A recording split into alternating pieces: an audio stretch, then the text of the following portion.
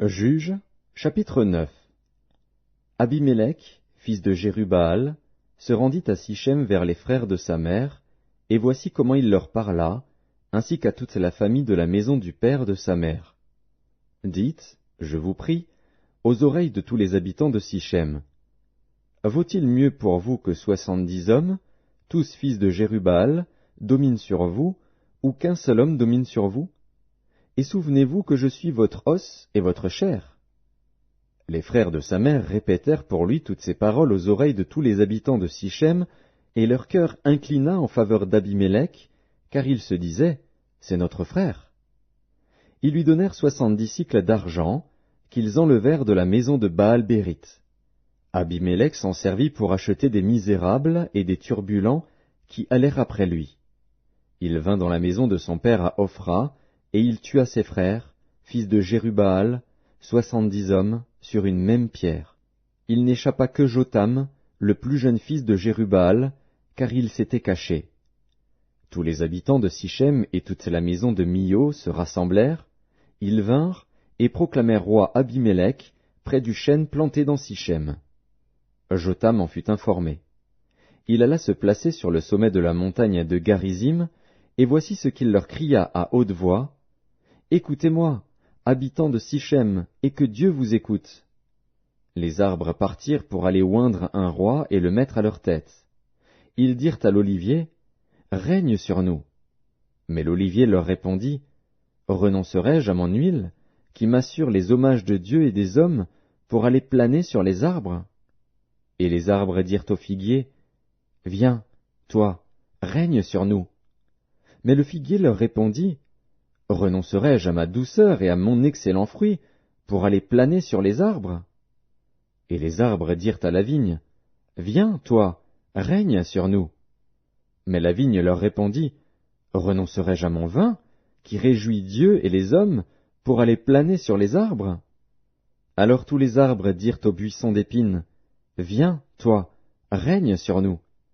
Et le buisson d'épines répondit aux arbres, si c'est de bonne foi que vous voulez moindre pour votre roi, venez, réfugiez-vous sous mon ombrage. Sinon, un feu sortira du buisson d'épines et dévorera les cèdres du Liban. Maintenant, est-ce de bonne foi et avec intégrité que vous avez agi en proclamant roi Abimélec?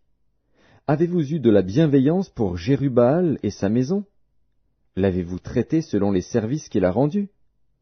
Car mon père a combattu pour vous.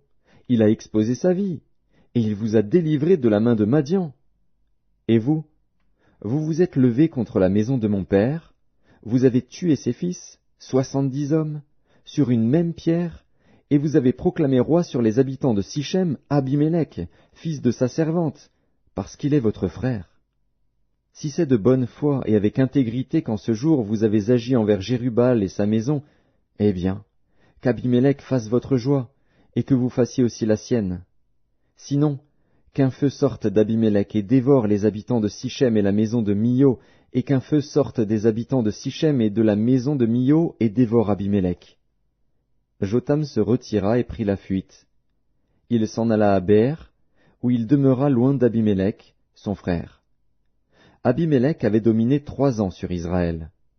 Alors Dieu envoya un mauvais esprit entre Abimélec et les habitants de Sichem, et les habitants de Sichem furent infidèles à Abimélec, afin que la violence commise sur les 70 fils de Jérubbaal reçût son châtiment, et que leur sang retombât sur Abimélec, leur frère, qui les avait tués, et sur les habitants de Sichem, qui l'avaient aidé à tuer ses frères. Les habitants de Sichem placèrent en embuscade contre lui, sur les sommets des montagnes, des gens qui dépouillaient tous ceux qui passaient près d'eux sur le chemin. Et cela fut rapporté à Abimélec. Gaal, fils d'Ébed, vint avec ses frères, et ils passèrent à Sichem. Les habitants de Sichem eurent confiance en lui. Ils sortirent dans la campagne, vendangèrent leurs vignes, foulèrent les raisins, et se livrèrent à des réjouissances. Ils entrèrent dans la maison de leur Dieu, ils mangèrent et burent, et ils maudirent Abimélec. Et Gaal, fils d'Ébed, disait, qui est Abimélec? Et qu'est Sichem, pour que nous servions Abimélec? N'est-il pas fils de Jérubbaal, et Zébul n'est-il pas son commissaire? Servez les hommes de Hamor, père de Sichem. Mais nous, pourquoi servirions-nous Abimélec? Oh, si j'étais le maître de ce peuple, je renverserais Abimélec. Et il disait d'Abimélec, renforce ton armée, mets-toi en marche. Zébul, gouverneur de la ville, apprit ce que disait Gaal, fils d'Ébed, et sa colère s'enflamma. Il envoya secrètement des messagers à Abimélec pour lui dire, voici, Gaal, fils d'Ébed, et ses frères, sont venus à Sichem, et ils soulèvent la ville contre toi. Maintenant, pars de nuit, toi et le peuple qui est avec toi, et mets-toi en embuscade dans la campagne. Le matin, au lever du soleil, tu fondras avec impétuosité sur la ville. Et lorsque Gaal et le peuple qui est avec lui sortiront contre toi, tu lui feras ce que tes forces permettront. Abimélec et tout le peuple qui était avec lui partirent de nuit, et ils se mirent en embuscade près de Sichem, divisés en 4 corps. Gaal, fils d'Ébed, sortit, et il se tint à l'entrée de la porte de la ville. Abimélec et tout le peuple qui était avec lui se levèrent alors de l'embuscade.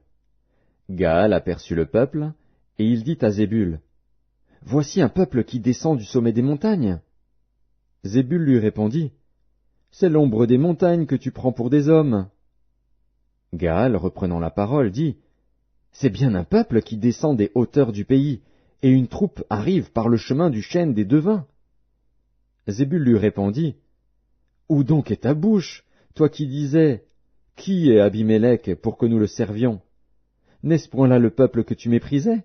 Marche maintenant, livre-lui bataille. Gaal s'avança à la tête des habitants de Sichem, et livra bataille à Abimélec. Poursuivi par Abimélec, il prit la fuite devant lui, et beaucoup d'hommes tombèrent morts jusqu'à l'entrée de la porte. Abimélec s'arrêta à Aruma, et Zébul chassa Gaal et ses frères, qui ne purent rester à Sichem. Le lendemain, le peuple sortit dans la campagne. Abimélec, qui en fut informé, prit sa troupe, la partagea en 3 corps, et se mit en embuscade dans la campagne. Ayant vu que le peuple sortait de la ville, il se leva contre eux, et les battit. Abimélec et les corps qui étaient avec lui se portèrent en avant, et se placèrent à l'entrée de la porte de la ville. 2 de ces corps se jetèrent sur tous ceux qui étaient dans la campagne, et les battirent. Abimélec attaqua la ville pendant toute la journée, il s'en empara, et tua le peuple qui s'y trouvait. Puis il rasa la ville, et y sema du sel. À cette nouvelle, tous les habitants de la tour de Sichem se rendirent dans la forteresse de la maison du dieu Bérith. On avertit Abimélec que tous les habitants de la tour de Sichem s'y étaient rassemblés. Alors Abimélec monta sur la montagne de Tsalmon, lui et tout le peuple qui était avec lui. Il prit en main une hache, coupa une branche d'arbre, l'enleva et la mit sur son épaule. Ensuite il dit au peuple qui était avec lui, « Vous avez vu ce que j'ai fait?